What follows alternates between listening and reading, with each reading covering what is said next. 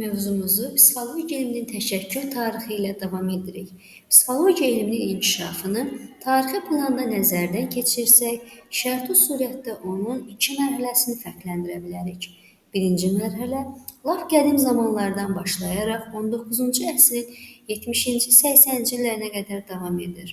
İkinci mərhələ isə 19-cu əsrin 70-ci, 80-ci illərindən müasir dövrə qədər psixologiyanın müstəqil elm kimi inkişaf mərhələsidir.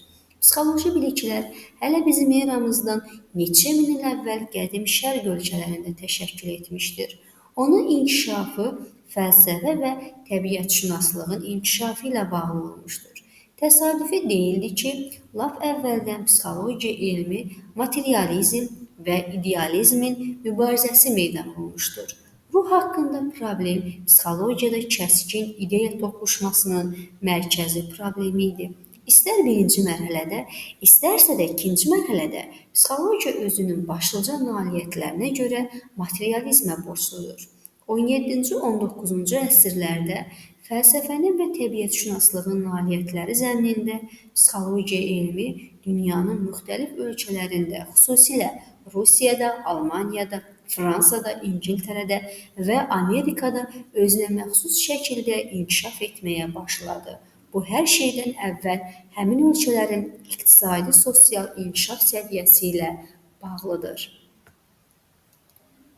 Psixologiyanın təşəkkül tarixi qədim dövrlərə gedib çıxır. Lakin onun elmi bir formada formalaşması 19-cu əsrin ikinci yarısına təsadüf edir. Qədim dövrlərdə psixoloji məsələlər daha çox fəlsəfi diskussiyaların mövzusu olmuşdur. Birinci qədim dövr. Psixoloji anlayışlar ilk dəfə olaraq Aristotelin eradan əvvəl 4-cü əsrdə ruh haqqında traktatında sistemli şəkildə şərh olunmuşdur.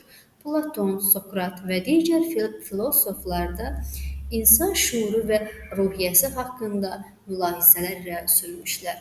Orta əsrlər. Orta əsrlərdə psixoloji biliklər daha çox dini və fəlsəfi baxışlarla əlaqəli olmuşdur.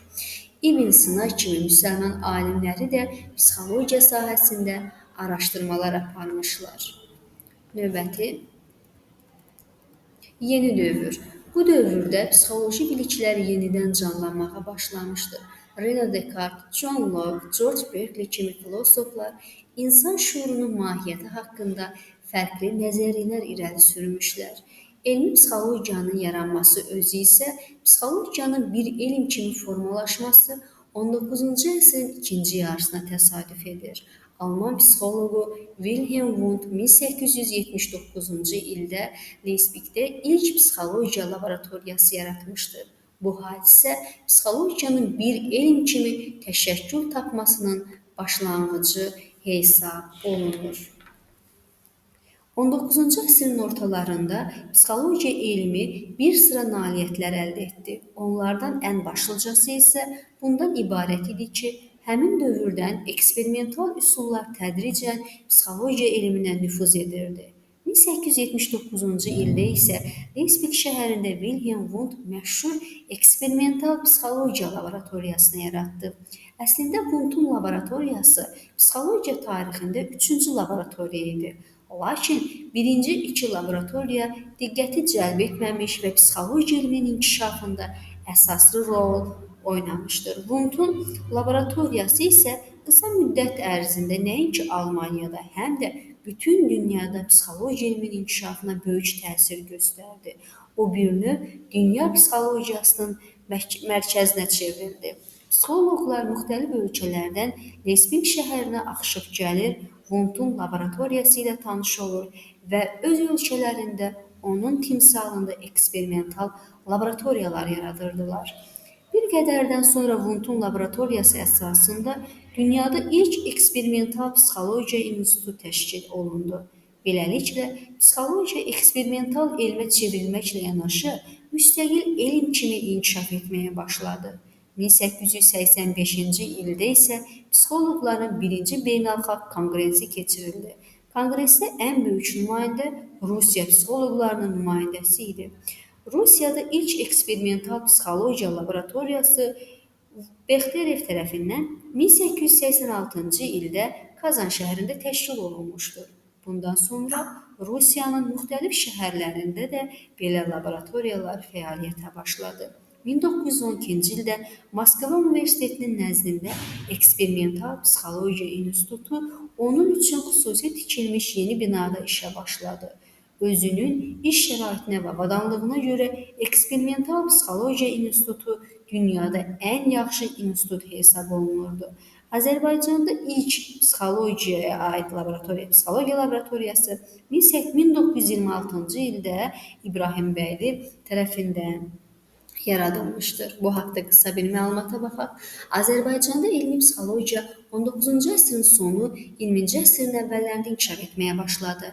Azərbaycanda ilk psixologiya laboratoriyası 1926-cı ildə İbrahimbəyli tərəfindən yaradılmışdır. Hal-hazırda Professor Heydər Əliyevin təşəbbüsü və rəhbərliyi altında Bakı Dövlət Universitetinin nəzdində eksperimental psixologiya elmi tədqiqat laboratoriyası fəaliyyət göstərir. Müasir dövrdə Azərbaycan psixoloqları psixologiyanın müxtəlif sahələrini əhatə edən problemləri tədqiq etməklə məşğul olurlar. Lakin bu yaxşı başlanğıc reqressiya illərində keçirildi. Yalnız Böyük Vətən müharibəsindən sonra, yəni 20-ci əsrin 50-ci illərindən sonra orta məktəblərdə psixologiyanın tədrisinə başlanması ilə əlaqədar olaraq Respublikanın əsas ali məktəblərində psixologiya şöbələri təşkil olundu. Bu cəhət psixologiya üzrə elmi kadrların hazırlanmasına da mühüm təkan oldu. Əsrin 60-cı illərinə qədər onlarla mütəxəssis namizədlik dissertasiyası müdafiə edərək psixologiya üzrə elmi dərəcə aldı. Diqqətiniz üçün təşəkkür edirəm.